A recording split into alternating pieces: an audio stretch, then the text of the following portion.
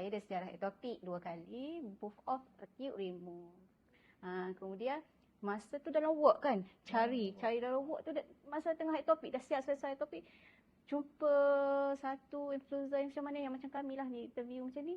Lepas tu rasa macam mana ni lah, sebab doktor kata dah tak ada jalan lain selain IVF. IUI pun tak dapat dah. Kemudian masa tu terus cek nombor Dr. Salihah. Okey, masa tu lepas tu tengok kos mahalnya kos macam tu. Costing tu tinggi lah. Tapi kalau kita nak tanya dulu tak ada masalah kan, sebab costing tu tidak semestinya kita kena bayar secara terus. Dia ada peringkat-peringkat lah untuk costing lah. Lepas tu survey juga, cari juga yang lain-lain punya.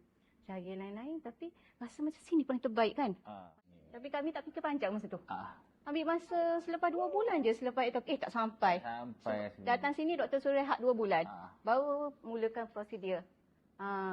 Alhamdulillah dia punya step tu jalan lancar, tak ada masalah. Rasanya 6 bulan je. Dalam tempoh tak sampai setahun lah, 6 bulan macam tu dah clear dah, semua dah okey dah. 6 bulan. Lepas tu rawatan tu dia punya prosedur smooth sangat. Rezeki dapat lelaki.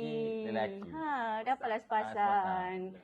Itulah dari segi masa, kalau jarak kami dari Raut kan tadi kan. Dari Raut. 2 jam lebih, 3 dalam jam. 2 jam setengah ke 3 jam lah.